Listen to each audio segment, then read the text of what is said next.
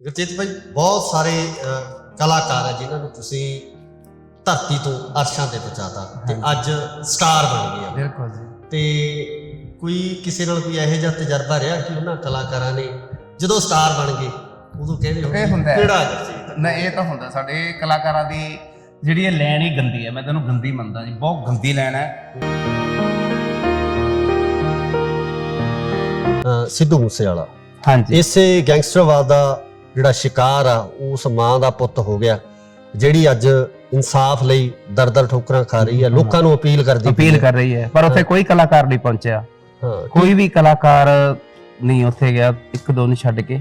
ਤੇ ਉਦੋਂ ਬੜਾ ਦੁੱਖ ਲੱਗਦਾ ਵੀ ਯਾਰ, ਬਸ ਇੱਕ ਦੀ ਦੁੱਖ ਸਿਰਫ ਲੋਕਾਂ ਨੂੰ ਹੈ, ਕਲਾਕਾਰਾਂ ਨੂੰ ਕੋਈ ਦੁੱਖ ਨਹੀਂ। ਕੋਈ ਕਲਾਕਾਰਾਂ ਦੀ ਉਹਨੇ ਬਿਠਾ ਰੱਖੇ ਸੀ, ਘਰੇ ਬਿਠਾ ਰੱਖੇ ਸੀ।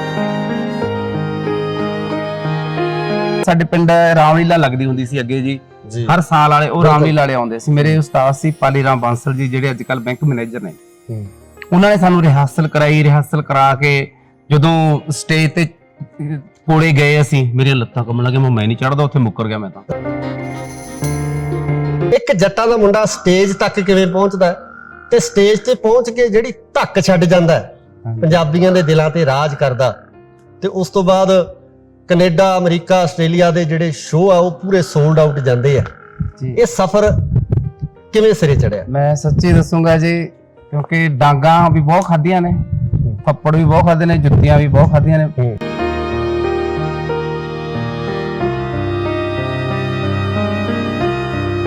ਪਹਿਲਾਂ ਵੀ ਸੁਣਦੇ ਸੀ? ਪਹਿਲਾਂ ਵੀ ਮੈਂ ਬਹੁਤ ਘੱਟ ਸੁਣਿਆ। ਮੈਂ ਜਦੋਂ 295 ਉਹਨਾਂ ਦਾ ਗੀਤ ਆਇਆ, ਮੈਂ ਤੁਹਾਨੂੰ ਸੱਚੀ ਦੱਸਾਂ, ਮੈਂ ਝੂਠ ਨਹੀਂ ਬੋਲਦਾ, ਮੈਂ ਆਪਣੇ ਆਪ ਆਪਦੇ ਪੇਜ ਦੇ ਉੱਤੇ ਸ਼ੇਅਰ ਕੀਤਾ। ਫਿਰ ਉਹਨੇ ਬੇਟੇ ਦਾ ਦੋਸਤ ਆ, ਉਹ ਦੋਸਤੀ, ਇਹਨੇ ਥੈਂਕਸ ਵੀ ਕੀਤਾ, ਕਹਿੰਦਾ ਹਾਂ। ਉਸ ਤੋਂ ਬਾਅਦ ਮੈਂ ਸੁਣਨ ਲੱਗ ਗਿਆ। ਅੱਛਾ, ਉਸ ਤੋਂ ਬਾਅਦ ਸੁਣਿਆ ਤੁਸੀਂ? ਫਿਰ ਮੈਨੂੰ ਬੜਾ ਵਧੀਆ ਲੱਗਣ ਲੱਗ ਗਿਆ। ਮੈਂ ਹੁਣ ਜਿਮ ਦੇ ਵਿੱਚ ਉਹੀ ਉਸੇ ਦੇ ਗੀਤ ਹੀ ਲਾਉਣਾ। ਉਸ ਪੱਧਰ ਤੱਕ ਲੈ ਗਿਆ, ਹਾਲੀਵੁੱਡ ਤੱਕ ਲੈ ਗਿਆ, ਬਿਲਬੋਰਡ ਤੱਕ ਲੈ ਗਿਆ, ਤੇ ਖਾਸ ਕਰਕੇ ਸਾਡੀ ਉਸ ਪੱਗ ਨੂੰ, ਉਸ ਸ਼ਾਨ ਨੂੰ, ਸਾਡੇ ਉਸਤਾਦ ਨੂੰ ਉੱਥੋਂ ਤੱਕ ਲੈ ਕੇ ਗਿਆ। ਬਿਲਕੁਲ ਜੀ। ਇਨਸਾਫ ਮਿਲੂ ਇਹਨੂੰ? ਮੁਸ਼ਕਿਲ ਹੈ ਜੀ।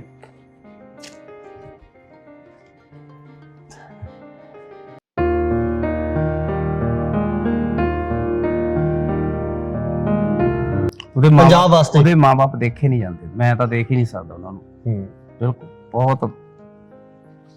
ਹੁਣ ਵੀ ਵਿਰਲਾਪ ਕਰ ਰਹੇ ਆ ਉਹ। ਮੈਂ ਹੈਰਾਨ ਆ ਵੀ ਹਜੇ ਵੀ ਮੋਮਬੱਤੀਆਂ ਲੈ ਕੇ ਇਨਸਾਫ ਮੰਗ ਰਹੇ ਨੇ, ਹਨਾ। ਇਨਸਾਫ ਬਹੁਤ ਦੂਰ ਆ ਪੰਜਾਬ ਤੋਂ।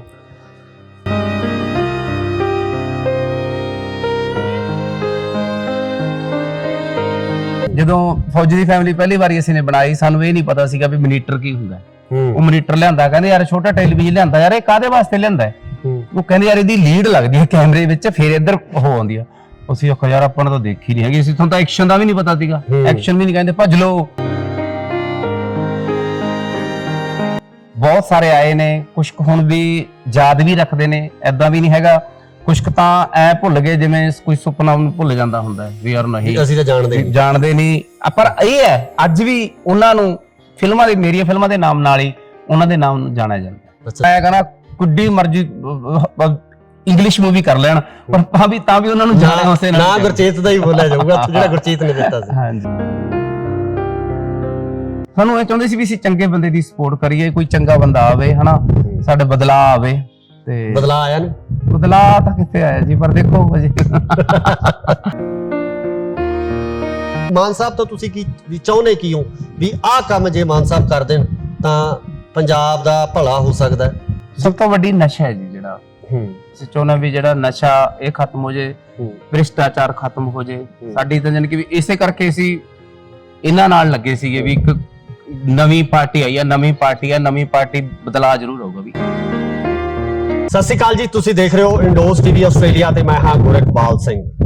ਜਦੋਂ ਪੰਜਾਬ, ਪੰਜਾਬੀਅਤ ਤੇ ਪੰਜਾਬੀ ਸੱਭਿਆਚਾਰ ਦੀ ਗੱਲ ਕਰਦੇ ਆ ਤਾਂ ਬਹੁਤ ਘੱਟ ਕਲਾਕਾਰ ਨੇ ਜਿਨ੍ਹਾਂ ਨੂੰ ਅਸੀਂ ਉਂਗਲਾਂ ਤੇ ਗਿਣ ਸਕਦੇ, ਜਿਨ੍ਹਾਂ ਨੇ ਇਹ ਸਾਰੇ ਦੀ ਸੇਵਾ ਕੀਤੀ ਹੈ, ਪੰਜਾਬ ਦੀ ਸੇਵਾ ਕੀਤੀ ਹੈ। ਕਿਉਂਕਿ ਕਮਰਸ਼ੀਅਲ ਹੋ ਕੇ ਤਾਂ ਸਾਰੇ ਹੀ ਕੰਮ ਕਰਦੇ ਆ, ਪਰ ਪੰਜਾਬ ਦੇ ਭਲੇ ਲਈ, ਪੰਜਾਬੀਅਤ ਦੇ ਭਲੇ ਲਈ ਕੰਮ ਕਰਨ ਵਾਲੇ ਬਹੁਤ ਘੱਟ ਕਲਾਕਾਰ ਆ। ਸੋ ਅੱਜ ਅਜਿਹੀ ਇੱਕ ਸ਼ਖਸੀਅਤ ਤੁਹਾਡੇ ਰੂਬਰੂ ਕਰਨ ਲੱਗੇ ਆ ਜਿਸਨੇ ਪੰਜਾਬੀ ਲਈ ਕੰਮ ਕੀਤਾ, ਖਾਸ ਕਰਕੇ ਸਾਡੇ ਉਸ ਪਿੰਡੂ ਵਿਰਸੇ ਨੂੰ ਸੰਭਾਲ ਕੇ ਰੱਖਿਆ ਆਪਣੀਆਂ ਫਿਲਮਾਂ ਦੇ ਰਾਹੀਂ, ਆਪਣੇ ਨਾਟਕਾਂ ਦੇ ਰਾਹੀਂ, ਜਿਹੜਾ ਵਿਰਸਾ ਸਾਡੇ ਅਸਲ ਪਿੰਡੂ ਜੀਵਨ ਦੇ ਵਿੱਚ ਅਸੀਂ ਨਿੱਤ ਰੋਜ਼ ਦੇਖਦੇ ਹਾਂ। ਸੋ ਮੇਰੀ ਮੁਰਾਦ ਹੈ ਗੁਰਚੇਤ ਚਿੱਤਰਕਾਰ ਬਾਈ, ਬਹੁਤ ਬਹੁਤ ਸਵਾਗਤ ਹੈ ਇੰਡੋਸ। ਸਤਿ ਸ਼੍ਰੀ ਅਕਾਲ ਜੀ ਸਰ। ਬਾਈ, ਤੁਹਾਡੇ ਕੰਮ ਤੋਂ ਸ਼ੁਰੂਆਤ ਕਰਾਂਗੇ ਵੀ ਕਿਸ ਤਰੀਕੇ ਨਾਲ ਤੁਸੀਂ ਇੱਕ ਜੱਟਾਂ ਦਾ ਮੁੰਡਾ, ਜਿਹੜੇ ਤਾਂ ਕਹਿੰਦੇ ਵੀ ਪਿੰਡਾਂ ਦੇ ਵਿੱਚ ਆਪਣੇ ਤਾਂ ਗਾਲਾਂ ਕੱਢਦੇ ਆ ਵੀ ਭਾਈ ਕਿਉਂ ਕੰਜਰ ਕੀਤਾ ਜਾ ਕਰੀ ਜਾਂਦਾ, ਹਾਂਜੀ, ਤੇ ਇੱਕ ਜੱਟਾਂ ਦਾ ਮੁੰਡਾ ਸਟੇਜ ਤੱਕ ਕਿਵੇਂ ਪਹੁੰਚਦਾ ਤੇ ਸਟੇਜ ਤੇ ਪਹੁੰਚ ਕੇ ਜਿਹੜੀ ਧੱਕ ਛੱਡ ਜਾਂਦਾ ਪੰਜਾਬੀਆਂ ਦੇ ਦਿਲਾਂ ਤੇ ਰਾਜ ਕਰਦਾ, ਤੇ ਉਸ ਤੋਂ ਬਾਅਦ ਕੈਨੇਡਾ, ਅਮਰੀਕਾ, ਆਸਟ੍ਰੇਲੀਆ ਦੇ ਜਿਹੜੇ ਸ਼ੋਅ ਆ ਉਹ ਪੂਰੇ ਸੋਲਡ ਆਊਟ ਜਾਂਦੇ ਆ, ਇਹ ਸਫ਼ਰ ਕਿਵੇਂ ਸਿਰੇ ਚੜਿਆ? ਮੈਂ ਸੱਚੀ ਦੱਸੂਗਾ ਜੀ, ਕਿਉਂਕਿ ਡਾਂਗਾਂ ਵੀ ਬਹੁਤ ਖਾਧੀਆਂ ਨੇ, ਥੱਪੜ ਵੀ ਬਹੁਤ ਖਾਦੇ ਨੇ, ਜੁੱਤੀਆਂ ਵੀ ਬਹੁਤ ਖਾਧੀਆਂ ਨੇ ਫਾਦਰ ਸਾਹਿਬ ਦੀਆਂ। ਘਰ ਦੇ ਵਿੱਚ ਸਾਰਿਆਂ ਤੋਂ ਮੈਂ ਹੀ ਵੱਡਾ ਸੀਗਾ। ਘਰ ਦੇ ਕਹਿੰਦੇ ਵੀ ਖੇਤੀ ਕਰ, ਟਰੈਕਟਰ ਚਲਾਉਣ ਵਾਲਾ ਹੈ ਨਹੀਂ ਸੀ ਕੋਈ ਹੋਰ। ਫਿਰ ਛੋਟੇ ਭਾਈ ਨੂੰ ਮੇਰੇ ਕਰਕੇ ਪੜ੍ਹਾਈ ਛੱਡਣੀ ਪਈ, ਪਰ ਮੇਰੀ ਮਾਂ ਸੀ ਜਿਹੜੀ ਉਹ ਬਹੁਤ ਵੱਡੀ ਅਦਾਕਾਰ ਹੈ, ਮੈਂ ਉਹਨੂੰ ਮੰਨਦਾ, ਕਿਉਂਕਿ ਜਿਹੜੀ ਝੂਠ ਬੋਲਦੀ ਸੀਗੀ ਜੇ ਮੈਂ ਕਿਤੇ ਜਾਣਾ ਰਿਹਰਸਲ ਕਰਨ ਤਾਂ ਉਹਨੇ ਬੜੀ ਵਧੀਆ ਤਰੀਕੇ ਨਾਲ ਸਮਝਾਉਣਾ, ਨਹੀਂ ਨਹੀਂ ਇਹ ਤਾਂ ਘਰੋਂ ਗਈ ਨਹੀਂ ਹੈਗਾ, ਤਾਂ ਘਰੇ ਬੈਠਾ ਹੈਗਾ। ਅੱਛਾ, ਉਹ ਮੈਂ ਜਾਣ ਕੇ ਵੀ ਕੋਈ ਨਰਗਸ ਬੁਰੀਆ ਸਾਰੀਆਂ ਫੇਲ ਨੇ ਮੇਰੀ ਮਾਂ ਮੂਰੇ, ਇੰਨੀ ਜ਼ਬਰਦਸਤ ਐਕਟਿੰਗ ਕਰਦੀ ਸੀ। ਅੱਛਾ, ਚਲੋ ਜੀ, ਡੰਗਰ ਚਾਰਦਾ ਹੁੰਦਾ ਸੀ, ਡੰਗਰ ਚਾਰ ਕੇ ਫਿਰ ਕੱਖ ਵੱਢ ਕੇ ਲਿਆਉਣੇ, ਫਿਰ ਸਕੂਲ ਜਾਣਾ, ਫਿਰ ਸਕੂਲੋਂ ਆ ਕੇ ਫਿਰ ਸੰਨੀ ਲੜਾਉਣੀ, ਫਿਰ ਕੱਖ ਵੱਢਣੇ, ਆਥਣੇ ਫਿਰ ਪਾਉਣੇ ਆ, ਮੈਸਾਂ ਅੰਦਰ ਕਰਨੀਆਂ, ਬਾਹਰ ਕਰਨੀਆਂ, ਟੋਬੇ ਤੇ ਲੈ ਕੇ ਜਾਣੀਆਂ, ਇੰਨੇ ਕੰਮ ਸੀ। ਪਰ ਫਿਰ ਵੀ ਮੈਂ ਜਿਹੜਾ ਨੰਬਰ ਸੀ ਮੇਰੇ 89% ਨੰਬਰ ਸੀ। ਅੱਛਾ, ਮੈਂ ਕਿਤਾਬਾਂ ਰੱਖਦਾ ਸੀ ਨਾਲ, ਤੇ ਕਿਤਾਬਾਂ ਨਾਲ ਨਾਲ ਪੜ੍ਹੀ ਜਾਂਦਾ, ਖੇਤ ਡੰਗਰ ਚਾਰੀ ਜਾਂਦਾ। ਉਸ ਤੋਂ ਬਾਅਦ ਜੀ ਸ਼ੌਂਕ ਪੈ ਗਿਆ, ਸਾਡੇ ਪਿੰਡ ਦੇ ਵਿੱਚ ਇੱਕ ਨਾਟਕਕਾਰ ਸੀਗਾ ਅਨਪੜ੍ਹ ਆਸੀ ਵਾਲਾ ਜੀ, ਇੱਕ ਸ਼ੰਕਰ ਸੌਂਕੀ ਵਾਲਾ, ਇਕੱਠੇ ਨਾਟਕ ਸੀ ਇਹਨਾਂ ਦਾ।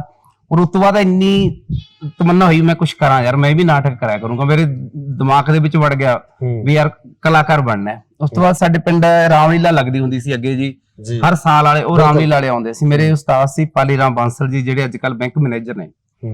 ਉਹਨਾਂ ਨੇ ਸਾਨੂੰ ਰਿਹਰਸਲ ਕਰਾਈ, ਰਿਹਰਸਲ ਕਰਾ ਕੇ ਜਦੋਂ ਸਟੇਜ ਤੇ ਕੋਲੇ ਗਏ ਅਸੀਂ, ਮੇਰੀਆਂ ਲੱਤਾਂ ਕੰਬਣ ਲੱਗੇ, ਮੈਂ ਨਹੀਂ ਚੜਦਾ, ਉੱਥੇ ਮੁੱਕਰ ਗਿਆ ਮੈਂ ਤਾਂ। ਉਹ ਕਹਿੰਦਾ ਨਾ ਯਾਰ, ਕਹਿੰਦਾ ਸਾਰਾ ਨਾਟਕ ਤਾਂ ਤੇਰੇ ਸਿਰ ਤੇ, ਧੱਕੇ ਨਾਲ ਮੈਨੂੰ ਧੱਕਾ ਦੇ ਕੇ ਸਟੇਜ ਤੇ ਚੜ੍ਹਦਾ। ਫਿਰ ਉੱਥੋਂ ਸ਼ੁਰੂਆਤ ਹੋਈ। ਮੈਂ ਕਹਿੰਦਾ ਵੀ ਮੇਰਾ ਜਿਹੜਾ ਨਿਕਨੇਮ ਹੈ ਚੇਤਾ, ਪਿੰਡ ਦੇ ਵਿੱਚ ਮੈਨੂੰ ਚੇਤਾ ਕਹਿੰਦੇ ਨੇ।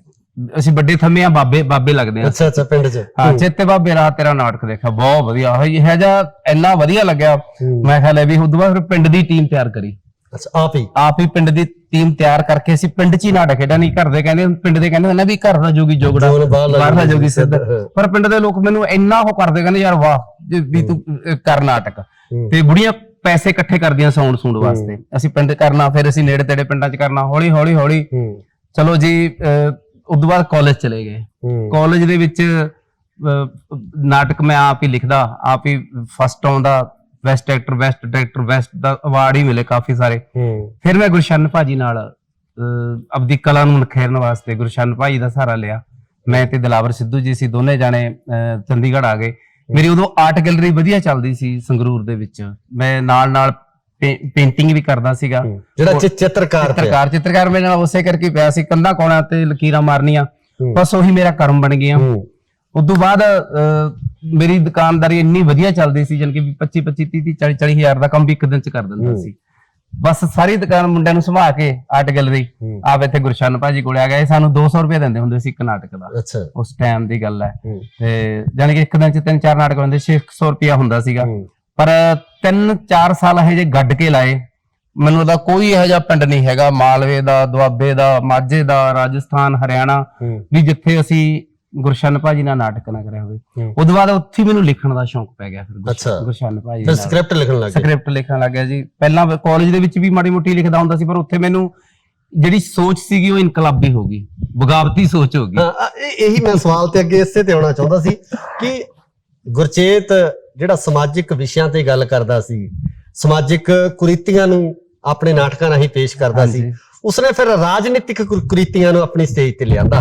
ਰਾਜਨੀਤਿਕ ਸਿਸਟਮ ਦਾ ਜਿਹੜਾ ਗੰਧਲਾਪਣ ਸੀ, ਉਸ ਗੰਧਲੇਪਣ ਨੂੰ ਆਪਣੇ ਨਾਟਕਾਂ ਦਾ ਹਿੱਸਾ ਬਣਾ ਲਿਆ। ਹਾਂਜੀ, ਸਾਡੀ ਜਿਵੇਂ ਕੋਈ ਵੀ ਸਾਡੀ ਫਿਲਮ ਹੁੰਦੀ ਸੀ, ਪਹਿਲਾਂ ਸਾਡੇ ਜਿਹੜੇ ਨਾਟਕ ਸੀ, ਜਿਹੜੀਆਂ ਮੇਰੀਆਂ ਫਿਲਮਾਂ ਆਈਆਂ ਨੇ ਉਹ ਸਾਰੇ ਮੇਰੇ ਨਾਟਕ ਸੀ। ਮੈਂ ਸਟੇਜਾਂ ਤੇ ਖੇਡ ਚੁੱਕਿਆ ਸੀ। ਜਿਹੜੀ ਫੌਜੀ ਦੀ ਫੈਮਿਲੀ ਸੀ, ਮੈਨੂੰ ਲੱਗਦਾ ਵੀ ਉਹ ਅਸੀਂ 700-800 ਵਾਰ ਖੇਡ ਚੁੱਕੇ ਹੋਣੇ। ਇੰਨਾ ਜਿੱਥੇ ਵੀ ਕਿਸੇ ਪਿੰਡ 'ਚ ਅਸੀਂ ਨਾਟਕ ਕਰ ਜਾਂਦੇ ਸੀ, ਕਹਿੰਦੇ ਯਾਰ ਫੌਜੀ ਦੀ ਫੈਮਿਲੀ ਡਰਾਮਾ ਖੇਡੋ।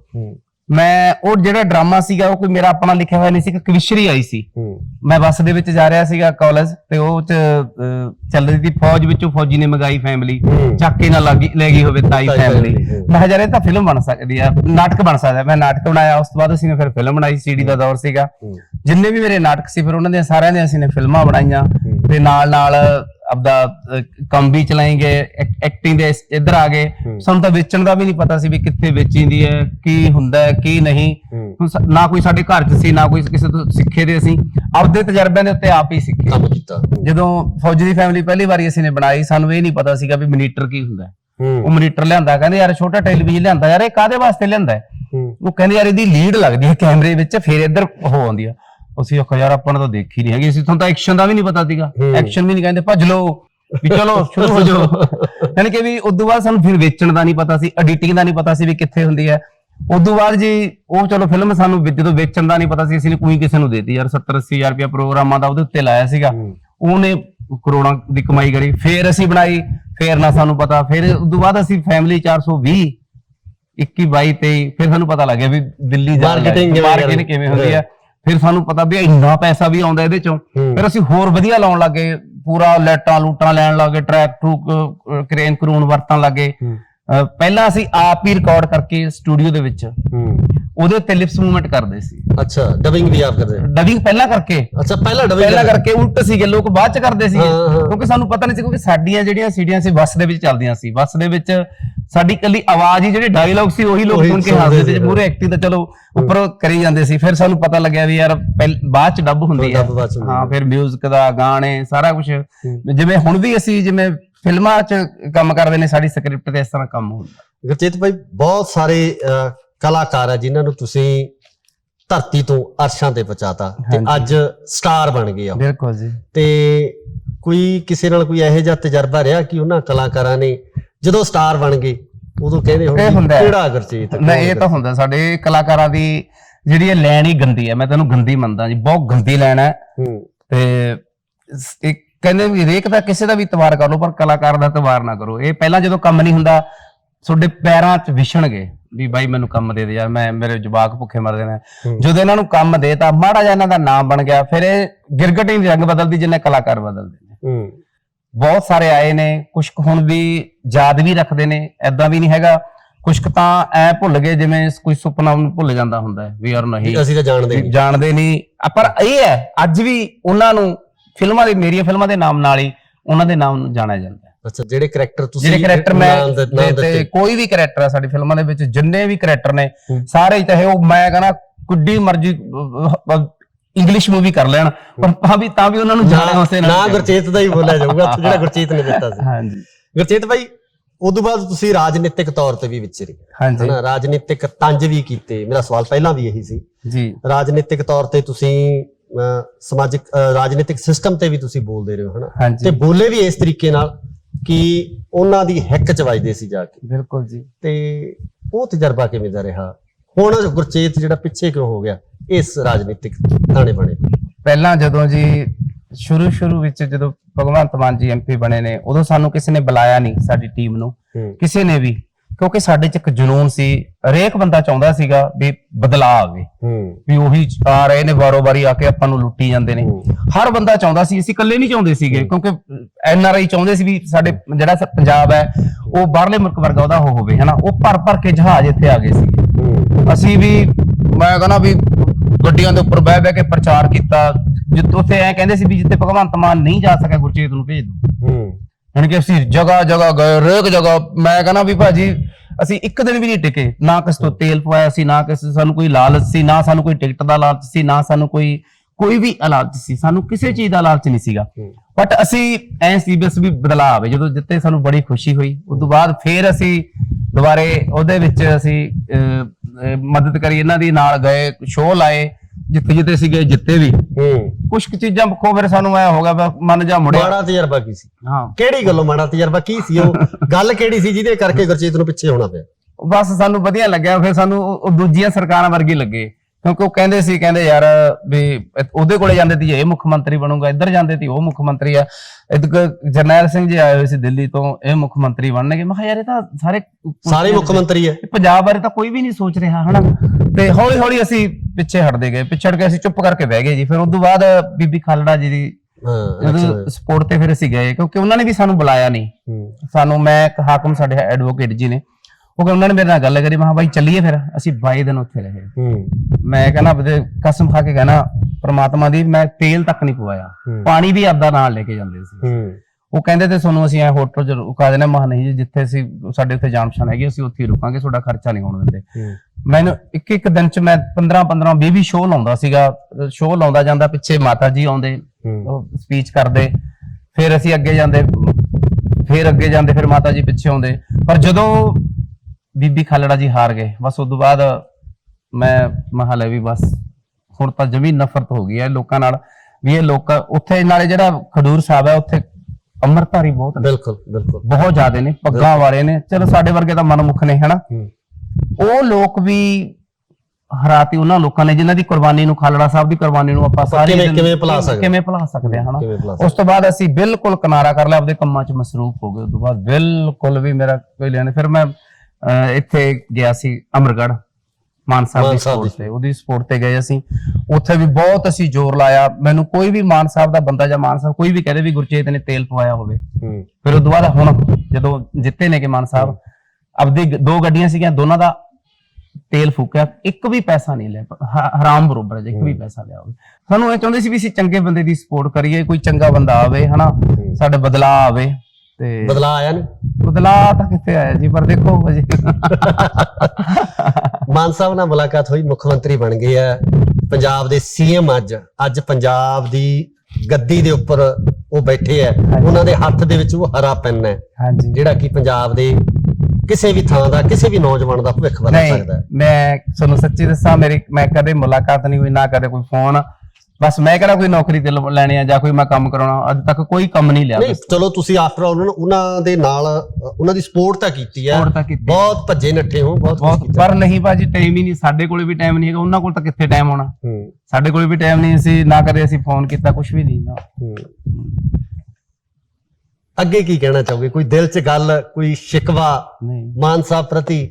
ਜਾਂ ਇੱਕ ਗੱਲ ਹੋਰ, ਮੇਨ ਗੱਲ ਇਹ ਕਿ ਮਾਨ ਸਾਹਿਬ ਤੋਂ ਤੁਸੀਂ ਕੀ ਚਾਹੁੰਦੇ ਕੀ ਹੋ ਵੀ ਆਹ ਕੰਮ ਜੇ ਮਾਨ ਸਾਹਿਬ ਕਰ ਦੇਣ ਤਾਂ ਪੰਜਾਬ ਦਾ ਭਲਾ ਹੋ ਸਕਦਾ ਹੈ, ਪੰਜਾਬ ਦਾ ਭਵਿੱਖ ਬਦਲ ਸਕਦਾ ਹੈ? ਕੋਈ ਇੱਛਾ, ਕਿਉਂਕਿ ਕੋਈ ਇੱਕ ਕੰਮ, ਕਿਉਂਕਿ ਤੁਸੀਂ ਲੋਕਾਂ 'ਚ ਵਿਚਰੇ ਹੋ, ਪਿੰਡਾਂ 'ਚ ਵਿਚਰੇ ਹੋ।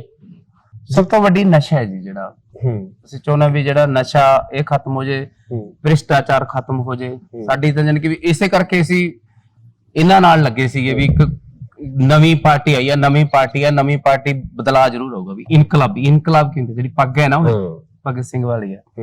ਵੀ ਸਾਨੂੰ ਅਸੀਂ ਇਹੀ ਚਾਹੁੰਦੇ ਸੀ, ਹਰੇਕ ਬੰਦਾ ਚਾਹੁੰਦਾ ਵੀ ਬਦਲਾਅ ਆਵੇ, ਵੀ ਚੰਗਾ ਹੋਵੇ, ਨਸ਼ਾ ਖਤਮ ਹੋਵੇ, ਭ੍ਰਿਸ਼ਟਾਚਾਰ ਖਤਮ ਹੋਵੇ, ਸਾਡੇ ਜਿਹੜੀ ਆ ਗੁੰਡਾਗਰਦੀ ਕਰਦੇ ਸੀ ਇਹ, ਉਹ ਖਤਮ ਹੋਵੇ।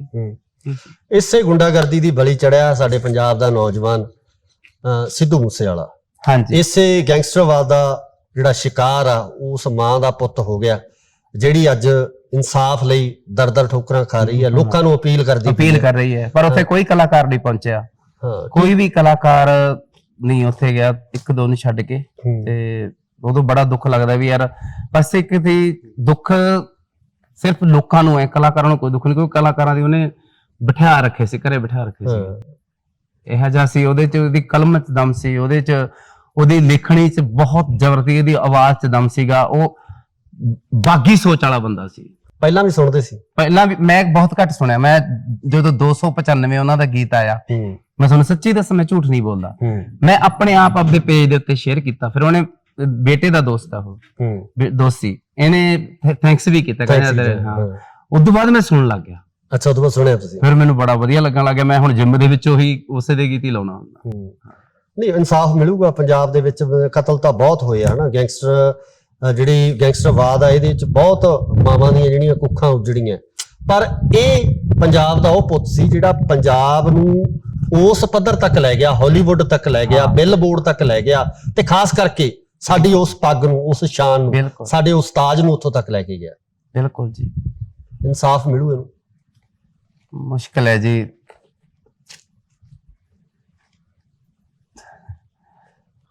ਕਿਹਾ ਨਹੀਂ ਜਾ ਸਕਦਾ। ਕੋਈ ਭਾਵੁਕ ਹੋ ਰਿਹਾ ਹਨਾ, ਮਨ ਵੀ ਭਾਵੁਕ ਹੁੰਦਾ ਇਹਨਾਂ ਚੀਜ਼ਾਂ ਨੂੰ ਲੈ ਕੇ, ਕਿਉਂਕਿ ਜਿਹੜੇ ਬੰਦੇ ਨੇ ਇਸ ਤਰੀਕੇ ਨਾਲ ਪੰਜਾਬ ਵਾਸਤੇ, ਉਹਦੇ ਮਾਂ-ਬਾਪ ਦੇਖੇ ਨਹੀਂ ਜਾਂਦੇ। ਮੈਂ ਤਾਂ ਦੇਖ ਹੀ ਨਹੀਂ ਸਕਦਾ ਉਹਨਾਂ ਨੂੰ। ਬਿਲਕੁਲ ਬਹੁਤ। ਹੁਣ ਵੀ ਵਿਰਲਾਪ ਕਰ ਰਹੇ ਆ ਉਹ ਮੈਂ ਹੈਰਾਨ ਆ ਵੀ ਹਜੇ ਵੀ ਮੋਮਬੱਤੀਆਂ ਲੈ ਕੇ ਇਨਸਾਫ ਮੰਗ ਰਹੇ ਨੇ, ਹਨਾ। ਇਨਸਾਫ ਬਹੁਤ ਦੂਰ ਆ ਪੰਜਾਬ ਤੋਂ। ਗੁਰਚੇਤ, ਚਲੋ ਆਪਾਂ ਟੌਪਿਕ ਥੋੜਾ ਚੇਂਜ ਕਰਦੇ ਹਾਂ। ਗੁਰਚੇਤ, ਆਉਣ ਵਾਲੇ ਸਮੇਂ 'ਚ ਤੁਹਾਡੇ ਕਿਸ ਤਰ੍ਹਾਂ ਦੇ ਕਨਸੈਪਟ ਆ ਤੁਹਾਡੇ ਜਿਹੜੇ ਤੁਸੀਂ ਲੋਕਾਂ ਸਾਹਮਣੇ ਲੈ ਕੇ ਆ ਰਹੇ ਹੋ? ਕਿੱਦਾਂ ਦੇ ਨਾਟਕ ਹੋਣਗੇ, ਕਿੱਦਾਂ ਦੇ? ਮੇਰੇ ਤਾਂ ਜੀ ਸਾਰੇ ਹੁੰਦੇ ਤਾਂ ਬਗਾਵਤੀ ਨੇ ਸਾਰੇ ਜਿੰਨੇ ਵੀ ਨੇ ਮੇਰੇ। ਹੁਣ ਇੱਕ ਨਵਾਂ ਬਾਬੇ ਦੀ ਫੁੱਲ ਕਿਰਪਾ, ਮੇਰਾ ਇੱਕ ਪਰਸਨ ਸ਼ੂਟ ਹੈ ਸਾਡੀ ਫਿਲਮ ਦਾ, ਉਹ ਪਖੰਡੀ ਸਾਧਾਂ ਦਾ ਦਿਖਾਇਆ ਜੀ। ਮੈਂ ਉਹਨੂੰ ਪਹਿਲਾਂ ਤਾਂ ਚਾਹੁੰਦਾ ਸੀ, ਸਾਧਾਂ ਨਾਲ ਪੰਗੇ ਬਹੁਤ ਲੈਂਦੇ, ਸਾਧਾਂ ਨਾਲ ਮੇਰਾ ਇੱਟ ਕੁੱਤੇ ਦਾ ਪਿਆਰ ਹੈ ਜੀ। ਪਹਿਲਾਂ ਮੈਂ ਬੇਬੇ ਜੀ ਸੰਤ ਬਣ ਗਿਆ ਤੇ ਉਦੋਂ ਬੜੀਆਂ ਧਮਕੀਆਂ ਆਈਆਂ ਸੀ ਤੇ ਬੁੜੇ, ਉਦੋਂ ਮੈਂ ਕਹਿੰਦਾ ਵੀ ਨਜ਼ਾਰਾ ਜਦੋਂ ਅਸੀਂ ਸਾਨੂੰ ਕੋਈ ਧਮਕੀ ਨਾ ਆਵੇ ਨਾ, ਅਸੀਂ ਯਾਰ ਆਪਾਂ ਚ ਕੋਈ ਕਮੀ ਹੈ ਨਾ, ਵੀ ਸਹੀ ਨਹੀਂ, ਸ਼ੂਟ ਨਹੀਂ ਸਹੀ ਹੋਇਆ, ਵੀ ਆਪਣੇ ਚ ਕਮੀ ਹੈ। ਸਾਡੇ ਘਰ ਦੇ ਵਿੱਚ 15-20 ਪ੍ਰੇਮੀ ਆ ਗਏ, ਕਹਿੰਦੇ ਘਰ ਪੁੱਪਾ ਗਿਆ ਕਰਾਂਗੇ, ਬਾਹ ਕਰਾਂਗੇ। ਮੇਰੇ ਸਾਹਮਣੇ ਐਸਐਸਪੀ ਸਾਹਿਬ ਰਹਿੰਦੇ ਨੇ, ਅਸ਼ੋਕ ਸ਼ਰਮਾ ਜੀ। ਚਲੋ ਜਵਾਕਾਂ ਨੇ ਉਹਨਾਂ ਨੂੰ ਕਿਹਾ, ਉਹਨੇ ਮਾੜੇ ਮੋਟੇ ਡਰਾਏ। ਫਿਰ ਮੈਨੂੰ ਇੱਕ ਬਾਬੇ ਦਾ ਫੋਨ ਆਇਆ, ਉਹਨਾਂ ਦਾ ਅਸੀਂ ਬਣਾਇਆ ਸੀ ਉਹ ਚੋਲੇ ਵਾਲਾ ਬਾਬਾ, ਕਾਫੀ ਮਸ਼ਹੂਰ ਸੀ ਇੱਧਰ ਹਰਿਆਣੇ ਵਾਲਾ, ਤੇ ਉਹਦਾ ਵਿੱਚ ਤਵਾ ਲਾਇਆ ਸੀ ਬੇਬੇ ਜੀ ਮੈਂ ਸੰਤ ਬਣ ਗਿਆ ਦੇ ਵਿੱਚ। ਉਹਦਾ ਮੈਨੂੰ ਫੋਨ ਆ ਗਿਆ, ਮੈਨੂੰ ਗਾਲਾਂ ਤੋਂ ਸ਼ੁਰੂ ਹੋਇਆ ਜੀ, ਉਹ ਸਿੱਧਾ ਹੀ ਗੰਦੀਆਂ ਤੋਂ। ਮੈਂ ਆਖਿਆ ਬਾਬਾ ਜੀ ਵੀ ਤੁਸੀਂ ਮਹਾਂਪੁਰਸ਼ ਲੋਕ ਹੋ, ਸ਼ਬਦ ਦਾ ਪ੍ਰਚਾਰ ਕਰਦੇ ਹੋ, ਵੀ ਤੁਹਾਡੇ ਮੂੰਹ ਤਾਂ ਗੱਲਾਂ ਚੰਗੀਆਂ ਨਹੀਂ ਲੱਗਦੀਆਂ। ਮੈਂ ਫਿਰ ਕਹੀ ਜਾਵਾਂ ਤੇਰੀ ਕੁੜੀ ਚੱਕ ਕੇ ਲੈ ਜਾਾਂਗੇ, ਤੇਰਾ ਆਇਆ ਕਰ ਦਾਂਗੇ ਅਸੀਂ, ਬਹੁਤ ਕੁਛ ਜੀ ਉਹਨੇ ਮੈਨੂੰ ਕਿਹਾ। ਫਿਰ ਮੇਰੇ ਚ ਜੱਟ ਵੜ ਗਿਆ। ਅੱਛਾ, ਫਿਰ ਮੈਂ ਉਹ ਗਾਲਾਂ ਕੱਢੀਆਂ ਜਿਹੜੀ ਅੱਜ ਤੱਕ ਬਣੀਆਂ ਨਹੀਂ ਹੈਗੀ। ਉਹਨੇ ਸੁਣੀਆਂ ਹੀ ਨਹੀਂ, ਉਹਨੇ ਫਿਰ ਉਹਦੀ ਕੱਟ ਗਿਆ। ਉਹਨੇ ਸੁਣੀ ਨਹੀਂ ਹੋਣੀਆਂ, ਫੋਨ ਉਹਦੀ ਕੱਟ ਗਿਆ। ਨਵੀਂ ਫਿਲਮ ਆ ਰਹੀ ਹੈ ਜੀ ਬਾਬੇ ਦੀ ਫੁੱਲ ਕਿਰਪਾ, ਉਹਦੇ ਵਿੱਚ ਬੜਾ ਘੈਂਟ ਮੈਸੇਜ ਹੈ ਵੀ ਜਿਹੜੇ ਪਖੰਡੀ ਜੋਤਿਸ਼ ਵਿਦਿਆਲੇ ਨੇ ਉਹ ਲੋਕਾਂ ਦਾ ਭਵਿੱਖ ਦੱਸਦੇ ਨੇ, ਆਪਦੇ ਭਵਿੱਖ ਦਾ ਉਹਨਾਂ ਨੂੰ ਪਤਾ ਨਹੀਂ। ਕੀ ਲੱਗਦਾ ਵੀ 5-4 ਬਾਬੇ ਫੇਰ ਫੋਨ ਕਰਨਗੇ ਐਤਕੀ? ਹੁਣ ਮੈਂ ਥੋੜਾ ਜਿਹਾ, ਮੈਨੂੰ ਵੀ ਹੁਣ ਹਿਸਾਬ ਆ ਗਿਆ ਜੀ, ਮੈਂ ਕੱਪੜੀ ਚੋੜੀ ਇਸ ਤਰ੍ਹਾਂ ਦਾ ਮੈਂ ਜੀ ਕਿਸੇ ਨਾਲ ਉਹਨਾਂ ਦਾ ਮੈਚ ਹੀ ਨਾ ਕਰੇ। ਹੁਣ ਇੱਕ ਨਵਾਂ ਨਾਟਕ ਹੈ ਜਿਹੜਾ ਅਸੀਂ ਆਸਟ੍ਰੇਲੀਆ ਤੇ ਕੈਨੇਡਾ ਲੈ ਕੇ ਜਾ ਰਹੇ ਹਾਂ, ਚੱਲ ਪਿੰਡ ਨੂੰ ਚੱਲੀਏ। ਪਰਦੇਸੀ ਪੰਜਾਬੀਆਂ ਦੀ ਉਹ ਹੈ ਤੇ ਬਹੁਤ ਸੋਹਣੀ ਸਟੋਰੀ ਹੈ ਉਹਦੀ। ਤੇ ਉਹ ਨਾਟਕ ਹੈ, ਅਸੀਂ ਸਾਰੀ ਟੀਮ ਪੂਰੀ ਮੇਰੀ ਜਿਹੜੀ ਫੈਮਿਲੀ ਟੀਮ ਹੈ ਉਹ ਜਾ ਰਹੇ ਹਾਂ ਅਸੀਂ ਆਸਟ੍ਰੇਲੀਆ ਨਵੰਬਰ ਦੇ ਵਿੱਚ। ਤੇ ਇੱਧਰ ਅਸੀਂ ਕੈਨੇਡਾ ਜਾ ਰਹੇ। ਕੈਨੇਡਾ ਜਾਣਾ ਤਾਂ ਇਸ ਸਾਲ ਸੀਗਾ, ਸਾਨੂੰ ਜਿਹੜੇ ਹਾਲ ਨੇ ਛੋਟੇ ਮਿਲਦੇ ਸੀਗੇ, ਛੋਟਿਆਂ ਚ ਸਾਡੀ ਜਿਹੜੀ ਉਹ ਹੁੰਦਾ ਨਹੀਂ। ਹਾਂਜੀ, ਤੇ ਵੱਡੇ ਹਾਲ ਨੇ ਜਿਹੜੇ ਹੁਣ ਉਹਨਾਂ ਨੇ ਬੁੱਕ ਕਰੇ ਨੇ ਮਾਰਚ ਦੇ ਵਿੱਚ। ਅਸੀਂ ਮਾਰਚ ਅਪ੍ਰੈਲ ਸਾਰਾ ਕੈਨੇਡਾ ਉੱਧਰ ਲਾਉਣਾ। ਗੁਰਚੇਤ, ਤੁਹਾਡਾ ਜਿਹੜੇ ਇੱਕ ਟੀਮ ਮੈਂਬਰ ਸੀ, ਟੀਮ ਮੈਂਬਰ ਨਹੀਂ ਕਹੂੰਗਾ ਮੈਂ, ਤੁਹਾਡਾ ਬੇਟਾ ਹੀ ਕਹੂੰਗਾ, ਕਿ ਇੱਕ ਟ੍ਰੈਜਡੀ ਦੇ ਵਿੱਚ ਉਹਨਾਂ ਨਾਲ ਹਨਾ ਮਿਸ ਹੈਪਨਿੰਗ ਹੋ ਜਾਂਦੀ ਹੈ, ਤੇ ਕਿਵੇਂ ਤੁਸੀਂ ਆਪਣੀ ਟੀਮ ਨੂੰ ਫਿਰ ਉਸ ਤਰੀਕੇ ਨਾਲ ਉਸ ਪੁੱਤ ਤੋਂ ਬਿਨਾਂ ਸੰਭਾਲ ਪਾਏ ਹੋ? ਉਹ ਚਿੱਟੇ ਦੀ ਭੇਟ ਚੜਿਆ ਜੀ। ਉਹ ਵੀ ਮੈਂ ਪਹਿਲਾਂ ਤਾਂ ਕਹਿੰਦੇ ਤੇ ਸੀ ਵੀ ਚਲੋ ਲੁਕਾ ਰੱਖੀਏ ਹਨਾ, ਪਰ ਮੈਂ ਨਹੀਂ ਰੱਖਿਆ ਨਾ। ਪਹਿਲਾਂ ਮੇਰੇ ਸਾਡੂ ਦਾ ਇੱਕ ਬੇਟਾ ਸੀਗਾ ਕੱਲਾ, ਉਹ ਦੋਨੇ ਜਾਣੇ ਭਾਈ ਗੁਰਦਾਸ ਚ ਪੜ੍ਹਦੇ ਹੁੰਦੇ। ਉਹ ਮੇਰੇ ਸਾਲੇ ਦਾ ਲੜਕਾ ਸੀ ਜਿਹਦੀ ਡੈਥ ਹੋਈ ਹੈ। ਦੋਨੇ ਭਾਈ ਗੁਰਦਾਸ ਚ ਪੜ੍ਹਦੇ ਹੁੰਦੇ ਸੀ, ਉੱਥੇ ਕਿਤੇ ਲੱਗ ਗਏ ਚਿੱਟੇ ਦੇ ਉੱਤੇ। ਤੇ ਉਹਨਾਂ ਨੇ ਮੇਰੇ ਸਾਡੂ ਦੇ ਮੁੰਡੇ ਨੂੰ ਮੇਰੇ ਕੋਲੇ ਛੱਡਿਆ, ਮੇਰੇ ਕੋਲੇ ਠੀਕ ਸੀਗਾ। ਮੈਂ ਯਾਰ ਤੂੰ ਐ ਕਰ ਯਾਰ ਪੇਪਰ ਦੇ ਲੈ, ਤੇਰੇ ਪੂਰਾ ਕਰ ਲੈ। ਮੈਂ ਕਿਹਾ ਤੂੰ ਕੋਰਸ ਪੂਰਾ ਕਰ ਲੈ। ਉਹਨੇ ਜੀ ਉਦੋਂ ਚਲਾ ਗਿਆ ਉਹ ਟੈਸਟ ਦੇਣ ਵਾਸਤੇ। ਜਦੋਂ ਉਹਦਾ ਰਿਜ਼ਲਟ ਆਇਆ ਉਹਨੇ ਮੈਨੂੰ ਫੋਨ ਕਰਿਆ, ਕਹਿੰਦਾ ਮਾਸਟਰ ਜੀ ਮੈਂ ਫਸਟ ਆਇਆ। ਮੈਂ ਫਿਰ ਆ ਜਾ ਹੁਣ। ਉਧਰੋਂ ਇਹਨਾਂ ਨੇ ਫੋਨ ਕਰ ਲਿਆ ਉਹਨੂੰ ਪਟਿਆਲੇ ਉੱਥੇ ਕਿਤੇ ਡਬਲ ਲੈ ਗਿਆ ਡੋਜ਼, ਕੱਲਾ ਸੀਗਾ ਤੇ ਉਹਦੀ ਡੈਥ ਹੋਈ। ਉਸ ਤੋਂ ਬਾਅਦ ਜੀ ਇਹਨੂੰ ਬਥੇਰਾ ਰੋਕਿਆ ਸੀ ਨੇ, ਬੇਟਾ ਮੇਰਾ ਨਾਲ ਲੈ ਆਇਆ ਇਹਨੂੰ, ਉਰੇ ਚੰਡੀਗੜ੍ਹ ਕੋਲੇ ਰੱਖਿਆ, ਇਹਦਾ ਨਸ਼ਾ ਛਡਾਇਆ ਵੀ ਤੂੰ ਰਹਿਣਾ, ਖਾਣਾ ਨਹੀਂ, ਚਿੱਟਾ ਨਹੀਂ ਪੀਣਾ, ਇਹ ਨਹੀਂ ਕਰਨਾ, ਨਾਲ ਰਿਹਾ ਕਰੇ। ਪਰ ਜਿੱਦਾਂ ਉਹਦੇ ਨਾਲ ਪਿਆ ਰਿਹਾ ਸੀ ਦਮਨ ਦੇ ਨਾਲ, ਉੱਠ ਕੇ ਕਿਤੇ ਕਿਸੇ ਮੁੰਡੇ ਨੇ ਉਹਨੂੰ ਫੋਨ ਕਰ ਲਿਆ, ਥੱਲੇ ਜਾ ਕੇ ਲਾਇਆ। ਖਾਸੇ 6 ਮਹੀਨਿਆਂ ਬਾਅਦ ਲਾਇਆ ਸੀ, ਸੁੱਤਾ ਵੀ ਰਹਿ ਗਿਆ ਉਹਦੇ ਨਾਲ। ਕਿਉਂਕਿ ਮੈਂ ਇਸੇ ਕਰਕੇ ਅਸੀਂ ਨਸ਼ਿਆਂ ਦੇ ਖਿਲਾਫ ਇਸੇ ਕਰਕੇ ਆ ਵੀ ਸਾਡੇ ਜਿਹੜੇ 2 ਚਿਰਾਗ ਬੁਝ ਗਏ, ਸਾਨੂੰ ਪੁੱਛ ਕੇ ਦੇਖੋ।